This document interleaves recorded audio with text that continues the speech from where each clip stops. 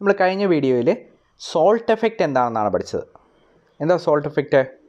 The ionic strength of A medium is affecting the rate of reaction. അതിനാണ് നമ്മൾ salt effect എന്ന് പറഞ്ഞത്.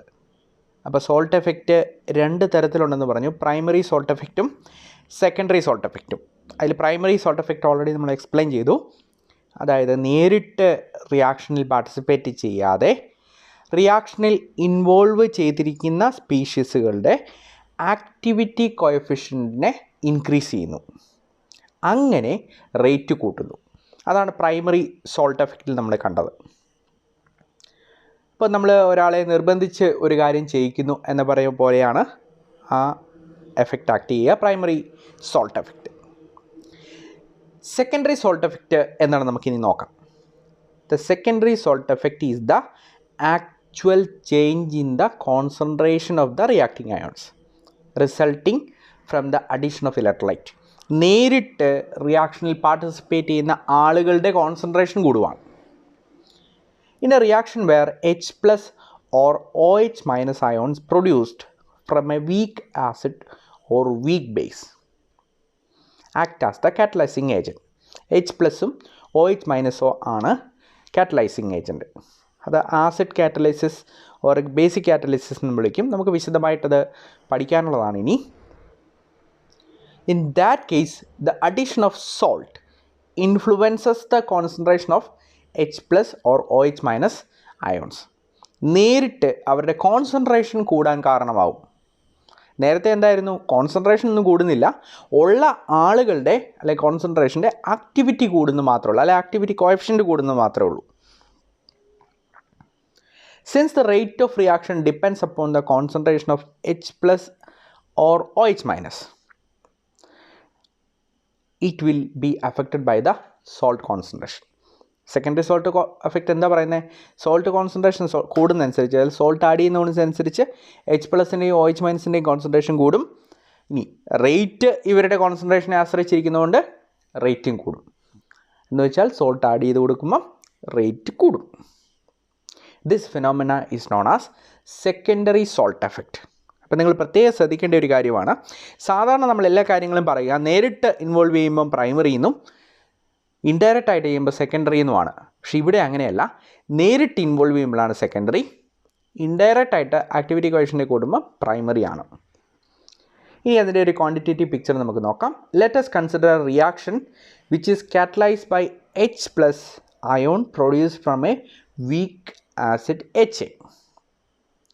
HA എന്നുള്ളതൊരു വീക്ക് ആസിഡാണ്, അതായത് ഡിഗ്രി ഓഫ് ഡിസോസിയേഷൻ കുറവുള്ള ഒരു ഇലക്ട്രോലൈറ്റ് സ്പീഷീസാണ് വീക്ക് ആസിഡ്. അതെങ്ങനെയാണ് ഡിസോസിയേറ്റ് ചെയ്യുന്നത്? H പ്ലസും A മൈനസും ആയിട്ട്. ഒരു റിവേഴ്സിബിൾ ഇക്വിലിബ്രിയം അവിടെ സ്ഥിതി ചെയ്യുന്നു. ഇനി ആ കേസിലെ ഇക്വിലിബ്രിയം കോൺസ്റ്റൻറ്റ് വാല്യൂവിനെ K നമുക്കിങ്ങനെ എഴുതാം, AH plus into A minus divide by AHA. So equilibrium constant അല്ല, ഡിസോസിയേഷൻ കോൺസ്റ്റൻ്റ് ആണ്. അപ്പോൾ അതിനെ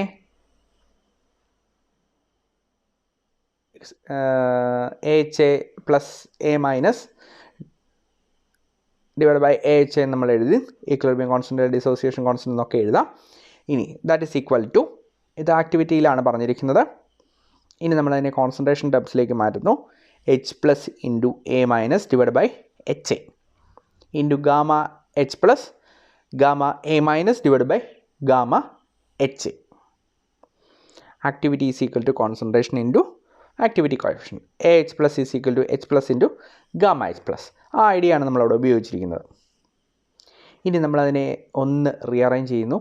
H plus concentration is equal to K into HA divide by A minus into gamma HA divide by gamma H plus gamma E minus. ഇനി അതിൽ H plus is equal to K into gamma HA divide by gamma H plus gamma A minus നമ്മൾ എഴുതി. Where K ആ constant അവിടെ കൊണ്ടുവന്നിരിക്കുന്നതാണ്. എന്തിന് പകരം K into HA divide by A മൈനസിനെ നമ്മളിവിടെ കോൺസ്റ്റൻ്റ് ആയിട്ട് എടുത്തിരിക്കുന്നു. അതിന് നമ്മൾ കൊടുത്തിരിക്കുന്ന അസംഷൻ ഇതാണ്. This term HA divide by A minus is a constant for a given acid salt mixer. നമുക്കതിന് വിശദമായിട്ട് എക്സ്പ്ലനേഷൻ കൊടുക്കാനുള്ള സമയമില്ല. ജസ്റ്റ് നിങ്ങൾ സോൾട്ടിൻ്റെ ഡിസോസിയേഷൻ അല്ലെങ്കിൽ ഡിസോസിയേഷൻ കോൺസ്റ്റൻ്റ് ഒക്കെ പഠിച്ച സമയത്ത് അത് പഠിച്ചിട്ടുണ്ട് ഡിഗ്രിക്ക്. ഇനി ഓർക്കുന്നുണ്ടെങ്കിൽ കുഴപ്പമില്ല, ഇല്ലെങ്കിൽ ജസ്റ്റ് ഒന്ന് എടുത്ത് നോക്കുക. ഇല്ലെങ്കിൽ ഇത് ഓർത്ത് വെക്കുക, h/a- will be A constant. ഇനി ഈ ഇക്വേഷൻ, അതായത് h+, ഇക്വേഷൻ നമ്പർ നിങ്ങൾ നോക്കണ്ട, അത് ഞാൻ കറക്റ്റ് ചെയ്യാൻ വിട്ടുപോയതാണ്. h+ is equal to k into gamma HA divide by gamma H plus gamma A- എന്നുള്ള ഇക്വേഷനും നമ്മൾ ഇക്വേഷൻ 8 എന്നുള്ളത് rate is equal to rate constant into A into B എന്നുള്ള ഇക്വേഷനും തമ്മിലാണ് കമ്പയർ ചെയ്യുന്നത്. So you will get rate constant is equal to K0 into gamma HA divided by gamma H plus gamma A minus എന്ന് നമുക്ക് കിട്ടും. ഇനി നമ്മൾ എന്ത് ചെയ്തു? where K0 is the rate constant in the absence of secondary salt effect concentration അല്ലെങ്കിൽ secondary salt effect, and it includes primary salt effect as well. K is equal to K0 into gamma HA divided by gamma H plus gamma A minus എന്നാണ് നമ്മൾ കൊടുത്തത്. അതിനകത്ത് K0യ്ക്ക് ഒരു explanation നമ്മൾ കൊടുത്തിരിക്കുന്നു. It is the rate constant in the absence of secondary salt effect. Secondary salt effect ഇല്ലാതിരിക്കുന്ന അവസ്ഥയിൽ മാത്രമാണ് ഇവിടെ. അപ്പോൾ പ്രൈമറി എഫക്റ്റ് കൂടി അതിനകത്ത് ഉൾപ്പെടുത്തിയിരിക്കുന്നു. അങ്ങനെയുള്ള റേറ്റ് കോൺസ്റ്റൻ്റ് ആണ് K0. ഇനി നമ്മൾ 25 ഡിഗ്രി സെൽഷ്യസിൽ അക്വസ് മീഡിയത്തിലാണ് ചെയ്യുന്നതെങ്കിൽ നമുക്ക് ആ ഇക്വേഷനെ log K is equal to log K0 plus 1.018 root I എന്ന് എഴുതാനായിട്ട് പറ്റും.